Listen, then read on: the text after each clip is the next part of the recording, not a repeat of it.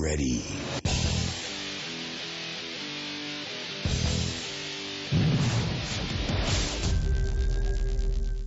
Welcome to another episode of Buff in the Rough. Today we're going to talk to Ronnie Brown about some of his favorite rabbit hunting memories in the mountains of North Carolina and Tennessee. Help me welcome Ronnie Brown to the program. Well, hey Ronnie, how are you doing? I'm just great, Sam. How are you today? I'm doing just fine. I really appreciate you taking time out to talk to us today, and I really look forward to hearing all about hunting in the mountains of North Carolina and Tennessee and sharing those experiences with folks that are listening today. But as we get started, for folks that don't know Ronnie Brown, could you tell us a little bit about yourself and maybe how you got started in Beagles? Yeah, Sam, I live just a little ways outside of Boone, North Carolina, in a little community called Zineville. It's about 30 minutes from Mountain City, Tennessee. I work for the Watauga County school system and the maintenance department. Been over there for a while, and I do a little lawn service on the side. I also, in the summertime, mow a few yards to make spare money, I guess, to support my beagle habits. And I got started with the Beagles, I guess, about in 09, 08, about 15, 16 years ago. Toby Hyde got to coming around up here in the mountains gun hunting with some of his buddies, and me and one of my friends down the road here got to going with him a time or two, and then the next thing you know, I had a couple of Beagles. So actually, Toby gave me one of the first Beagles that I ever started out with. She was a Branco bred female named Cupcake. And then at about the same time, I ordered a female from Branco in Canada. She was just a few months difference in age from Cupcake. So I started out with two young females, and they carried me a long ways in this. You know, they probably wasn't the best that I could have done, but I was pretty proud of them. Well, that sounds like a good way to get started. Well, let me ask you this. What do you do when you're not hunting? What do you do for fun? I was thinking I either saw it posted somewhere or maybe you told me that you like to fish. And I know in the mountains of North Carolina in that area, really well known for great fishing in some of those streams. I've trout fished, since I was a young little boy. But I really like, we kayak fish on the New River for smallmouth bass. And I really enjoy doing that. I also turkey hunt some on the side. I used to deer hunt, but I kind of got away from that. But I like getting out turkey hunting in the spring for those spring gobblers. And then the Beagles. But well, what's a good size smallmouth bass weigh? If you catch a smallmouth that's between 2 and 3 pounds, you think you've caught a monster. They just fight so hard. They're such an aggressive fish, and it's a lot of fun to catch those. 4.5 pounds is about the biggest I've ever caught, and you've got your hands full with something like that. It's a lot of fun. Well, let me ask you this. So you've already mentioned a couple of hounds, but could you tell us about a couple of your favorite hounds and maybe share a story or two about them and why they were your favorites? I'm going to have to say my first two, Cupcake and Sadie.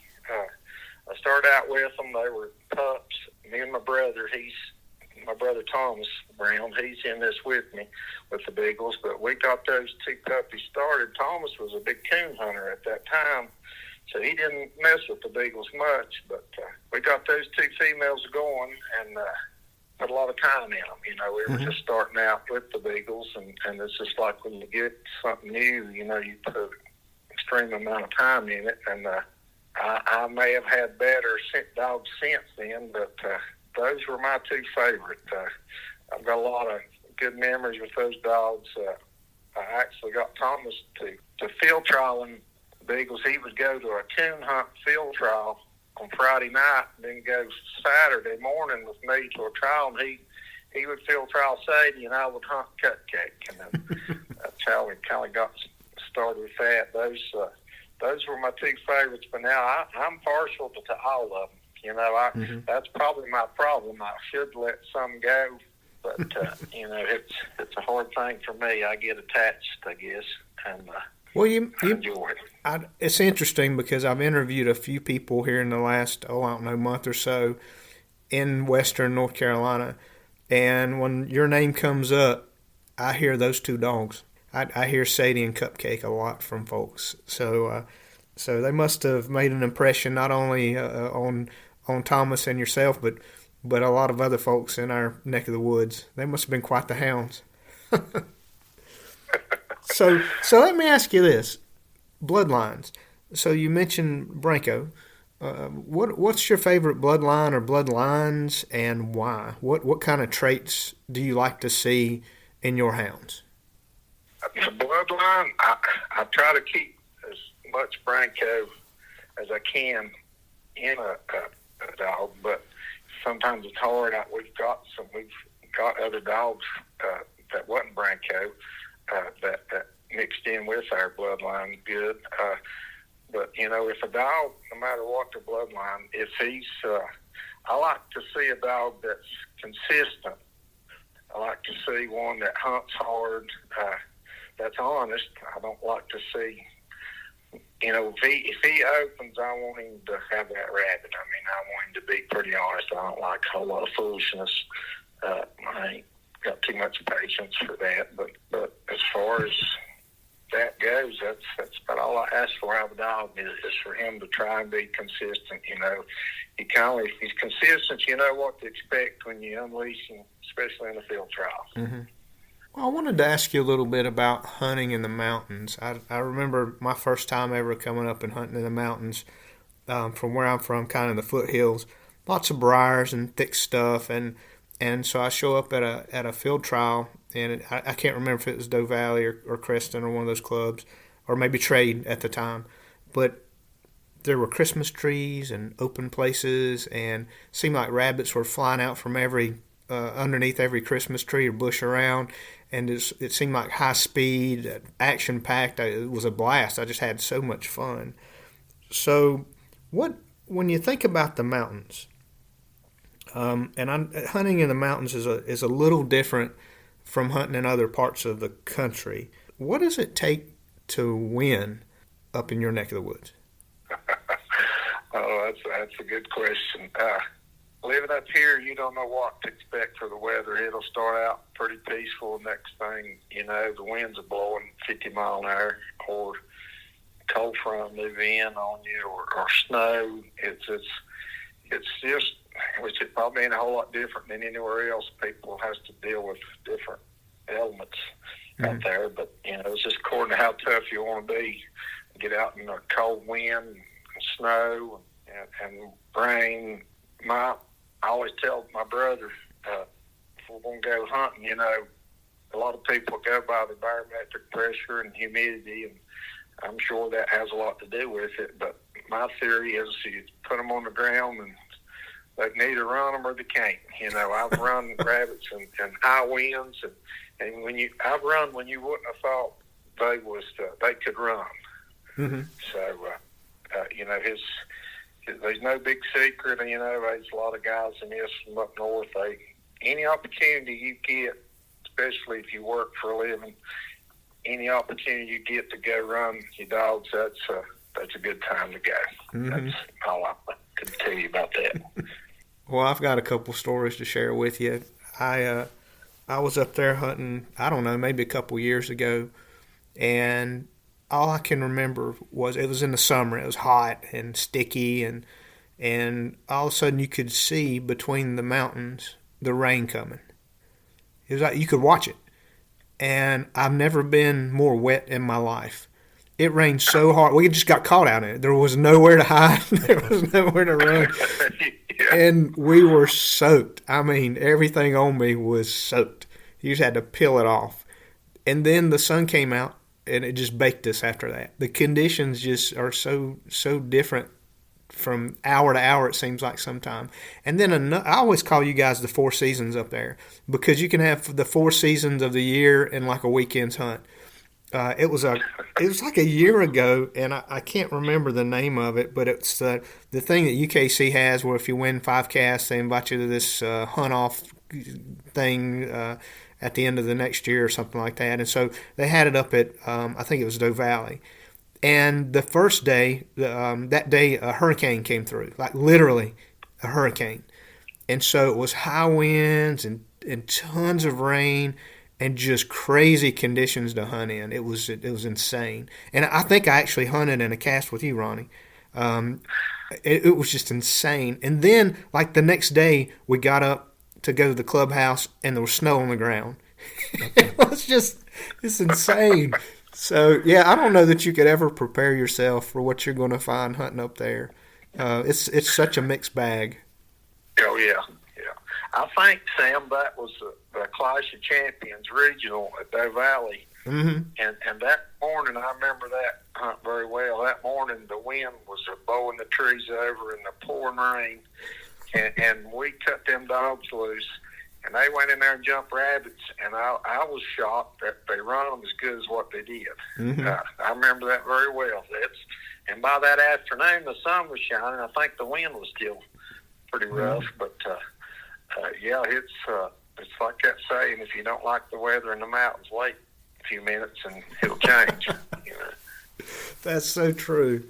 Well, I know you've competed. I know you like to compete, and you've been all over the country and hunted the world hunt. You've hunted at the highest levels, and I know you've had some really top hounds yourself. You and Thomas both.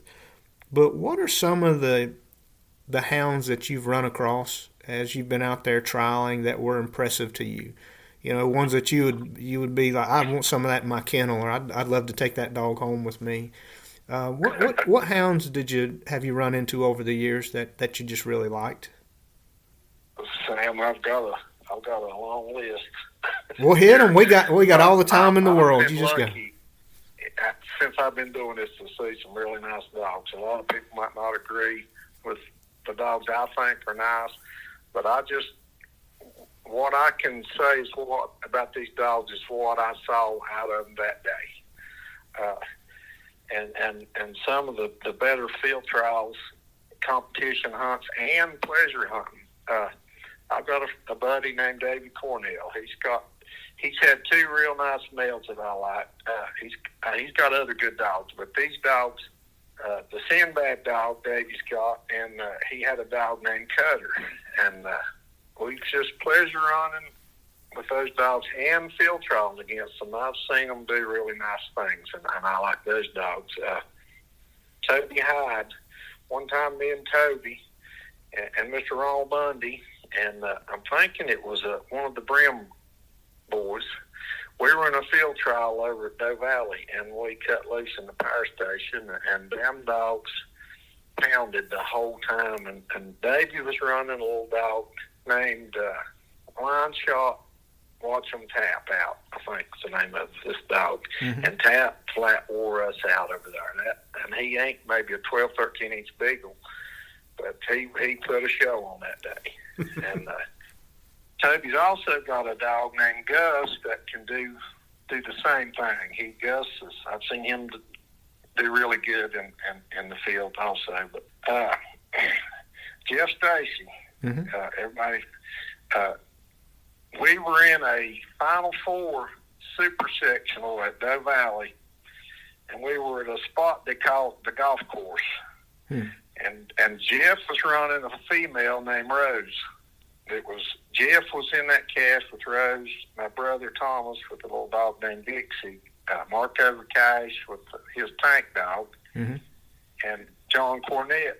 I can't remember the dog he was running, but that Rose dog of Jeff, she put on a show for us that day. Mm-hmm. And Corey, Jeff's daddy, Corey Stacy, was there, and I stood and talked with Corey while those guys run them dogs, and that was just something to witness right there. But Jeff's Tipper dog, I've seen that little female do really well. I like her. She's one of my more favorite dogs that Jeff's got. I've seen the wild man dog run quite a few times. He's an exceptional dog. Frick, I really like Frick. We've got the full brother to Frick. Their branch is Maniac Mower, but that Frick dog, he's a nice little dog. I've seen him go many times. This dog here, Shane Seaman, I remember Shane's Ruger dog when he was a registered dog starting out. I've seen him run quite a few times. I've run against him quite a few times. That dog is, well, you ain't going to beat him. He's just that kind of dog. Ruger's a tough dog. And Owen Bagenstein, Mongo dog, Sir Mongo, I've seen him run quite a few times. I've run against him. I run against him in the World, I think 2 years ago. And he wore us out. He's a nice dog. Trevor McQueen was the Chief dog. Chief, we had I'm thinking it was a state hunt, Final Four over at Doe Valley.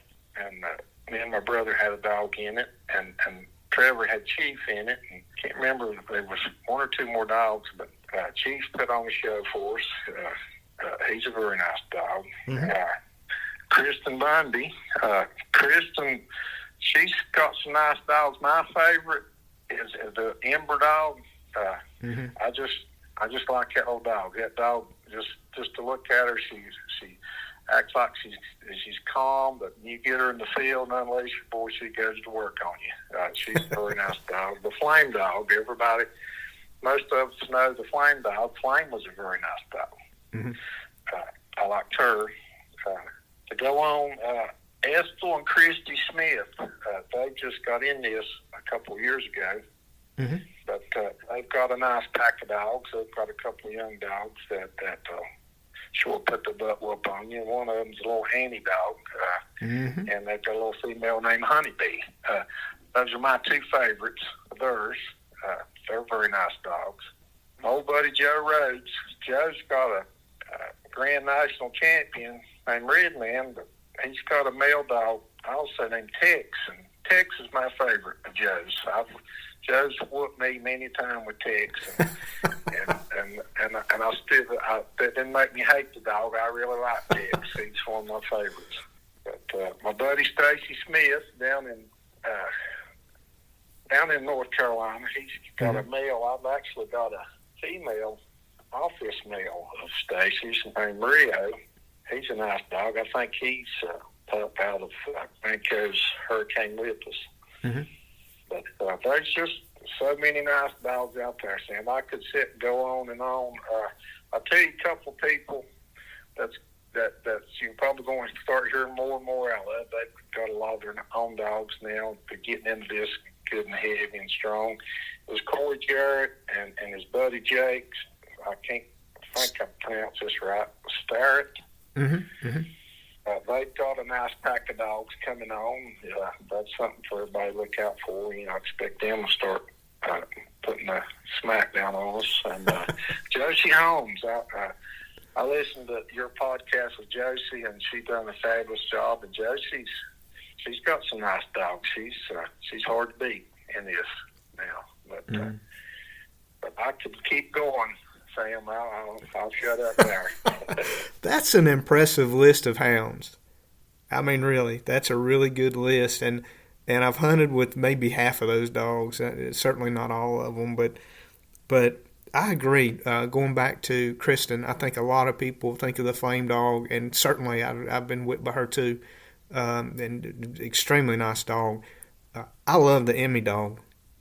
She's a rabbit dog. I just really like her. She's a good little dog too. So I see why you have a soft spot for her. Yeah. Just the interesting thing about the field trials, and you mentioned your brother in the coonhound side. I kind of grew up on the coonhound side too, and it's a little different game moving from that to the beagling side. But what's interesting to me is when I walk into a clubhouse, and it could be either the clubs, Crescent or Doe Valley or down at Randolph County, or anybody on that cast can win. There's a lot of good hounds out there right now. Yes, sir.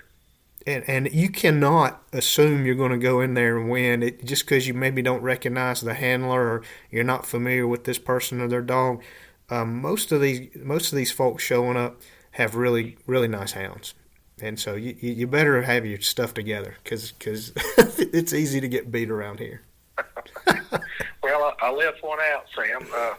You're pretty hard to handle too yourself. Yeah. You've got a couple of nice dogs, and I enjoy running with you. It ain't about winning every time. I like to win. Everybody does, but if you go out there and you see a good pack of dogs run like they should, that's worth my entry fee to me. I feel the same way. I'm a pleasure hunter at heart. That's what I like to do. I would much rather just go out with my buddies and just run, talk smack to each other, and just have a good old time. That's my idea of fun.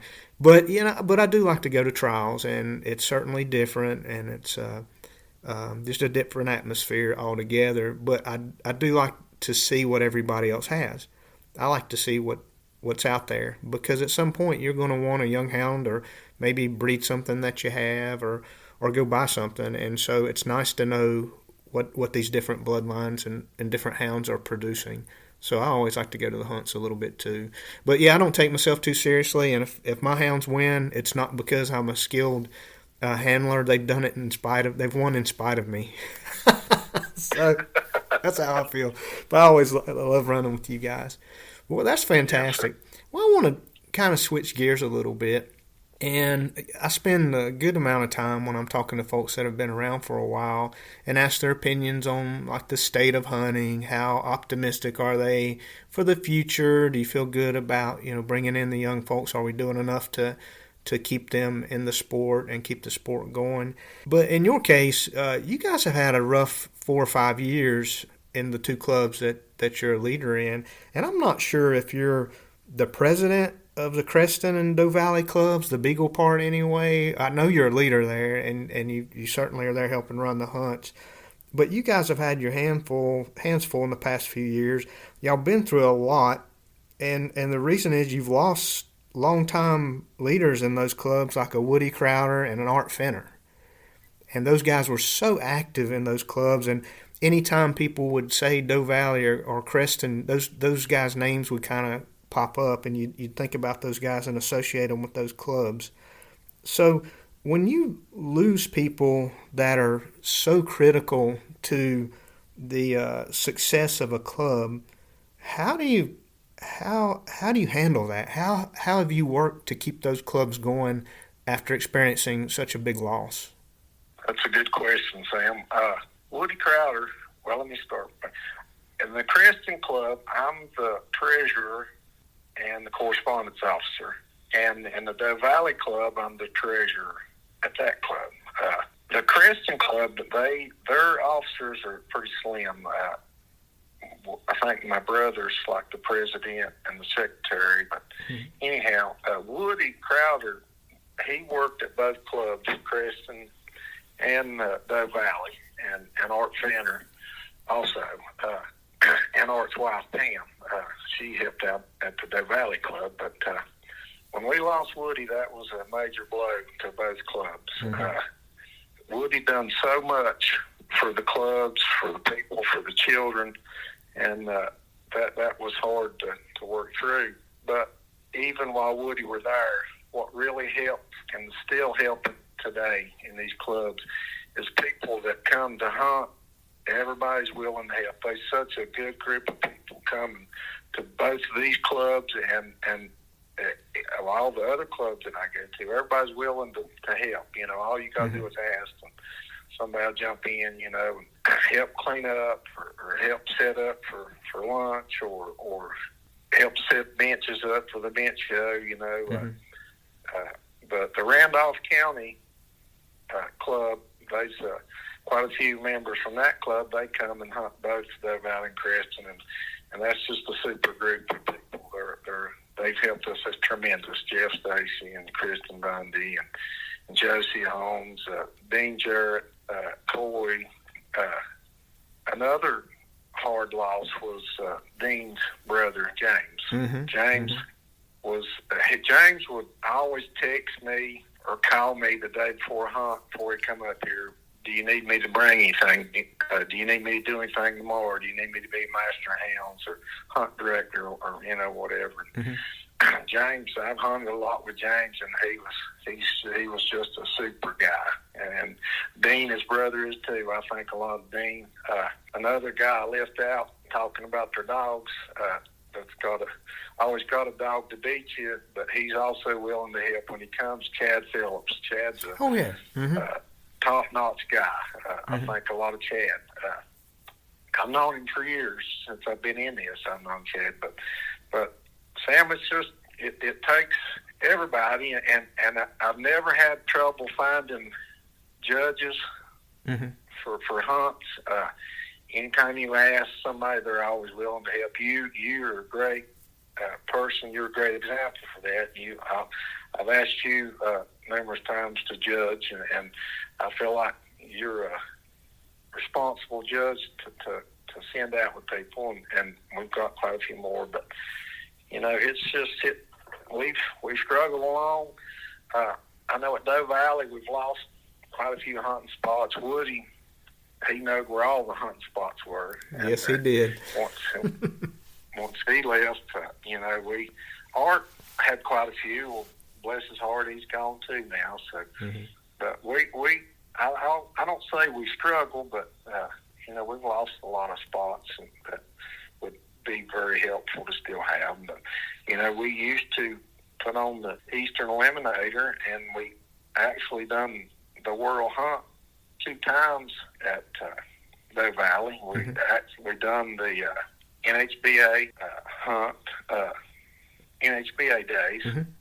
One time. Woody had passed away right before that happened, and that was a big undertaking. But we made it through it and done pretty good. But it's just it's a struggle in a way. But once you get set down and the hunt going on, you've actually got more help than you realize. Mm-hmm. Well, I just for an outsider looking in, I remember Woody and Art and Coy Stacy and the Jarretts, and I just remembered a lot of folks kind of being leaders at different clubs. And I'll stay up at Creston and Doe Valley. I just remember those guys being kind of taking the lead. And there's so much that goes on behind the scenes at these clubs that people I don't think about, from like little things, raffles. Who goes and gets that stuff? The hunting spots, the permission slips, just running the event itself, and like you said, finding good judges and guides. And there's a lot to putting on just a regular small event, let alone some of these bigger sectional hunts and the world and so forth. But I always felt like that Woody and Art and those guys did a good job of working on the bench, making sure there were folks there for the day that they weren't there. And I think that's another credit to maybe their legacy, is that, I got to tell you the truth, Ronnie, I was a little worried about you guys. And I was like, oh my goodness, what's going to happen? And then you guys just stepped right in. I mean, yourself, Thomas, John Cornett. I mean, I'm thinking about some of the guys up there that have helped out. And then I saw some new faces, and you mentioned them, but like an Estel and a Christie show up. And I'm just hoping that, maybe that's the next bench that's there, the next generation that'll step up and start being active and taking leadership roles in both of those clubs. So I'm really excited for you. You guys have done a super job with a very difficult situation. So I know that has not been easy for you guys. Appreciate you saying that, Sam. Yeah, that's a lot. So as we wrap up, I wanted to ask you a couple more things, but we'll get back kind of to the competitive side of things. So talking about hounds, and as we are doing this podcast, the brand new trial season's kicking off. So everybody's getting ready to go to their first hunts of the year, and maybe some have already been to some of their first hunts. What are you going to be hunting this year? I've got an older female. I think she's going on maybe 7-year-old. She's Doe Branch's Gigi. I've run her quite a bit, and she just made grand last year, I think. She made it into the Clash of Champions coming up this spring.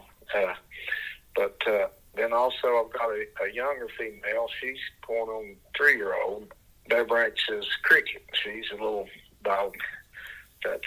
She's actually a granddaughter to Jeff Stacy's Wildman dog, and a little female I got here named Lily. But I've got a couple other dogs I jump back and forth. I don't really push just one individual dog. I take them. Sometimes I'll take 4 or 5. Sometimes I'll race them. Just take 2, and whichever one's feeling good and looking the best at that time. Most of the time that's who I'll throw in the truck when it comes to field trial. So we'll just have to go to the trial and see which one you pull out of the box, I guess. I've got 2. I think they're right at 6 months old. They're a female and a male young dog. I've been working on them or getting ready to work on them a little bit to get them started. I don't know what they'll make, but I've got another little male. He's 5 months old, but it's hard to tell about those yet and see what happens. But hopefully they'll be better than what I've had in the past. Well, that leads me to another question. At what age do you feel comfortable putting a young dog into a hunt? I'm going to be honest with you. Everybody would like to take a young dog and take them to a field trial and watch them just dominate, but I've never been that lucky to have a dog like that. I like to let them get their mindset on what they need to do. It's hard. It's easy for a dog to pick up a bad habit, I feel like, in a field trial. You know, a lot of dogs that are coming today, I feel better about it because everybody's got pretty good dogs now. Used to, there'd be 1 or 2 in there, you'd say, well, dang, I don't want my dog out here with that thing, So, but here lately, there's some good dogs coming to these hunts, and but I would feel comfortable at a year old if the dog's doing what he's supposed to. I'm not not anticipating to win, but just to see how he does in a trial around strange dogs, and is he going to be competitive enough? That's my opinion. Everybody's got their own. That's right. Things different. Well, Ronnie, as we wrap up, I meant to warn you I was going to ask you this, but do you have anything to promote? Do you have any upcoming? Do you know the dates on any of your trials or the months? If you don't have the exact date, that people should be thinking about if they're planning when they want to go to some of these hunts at either Doe Valley or Creston. Doe Valley has a 2-day super sectional NHBA. It's about the middle of May, I'm thinking. I've not got no exact dates. That'll be a good hunt.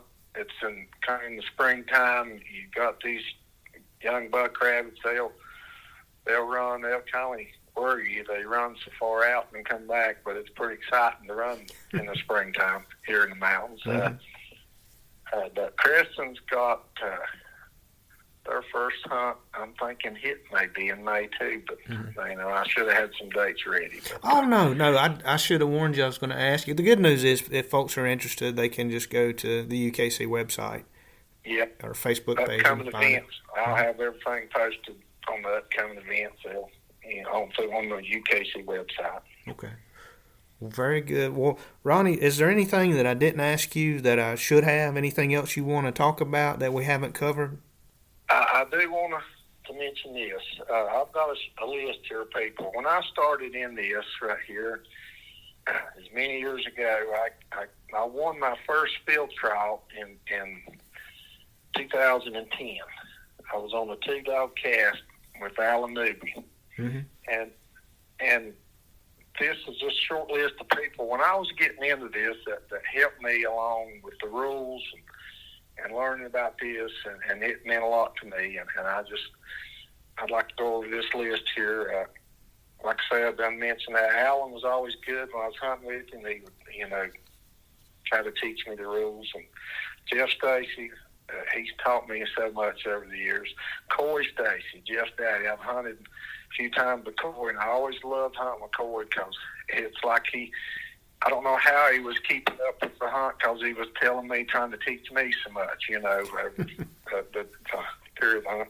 Jerry Stacy, Jeff's brother, I've hunted a lot with Jerry, and he's just a great guy to hunt with, and he taught me a lot. Mr. Ronald Bundy, that's one of the finest men I know. Mm-hmm. Ronald Bundy, I love hunting with that man, and we've had so much fun over the years.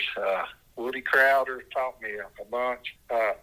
Reggie McGrady, I've hunted a time or two with Reggie, and I just loved hunting with Reggie. He was, he knows I guess he could look at me and tell me I didn't know much. So he could try to help me along. And Roger Cook, I don't know if y'all remember Roger, but that's just a short list of people that really helped me getting into this. And I hope people can come to these hunts and feel like they can ask their judge or ask anybody at these hunts questions to try to learn this. I feel like that's the more you know when you come to a trial about the rules and whatnot, the more chance you're going to have to win, and the better time you're going to have a better time during the hunt.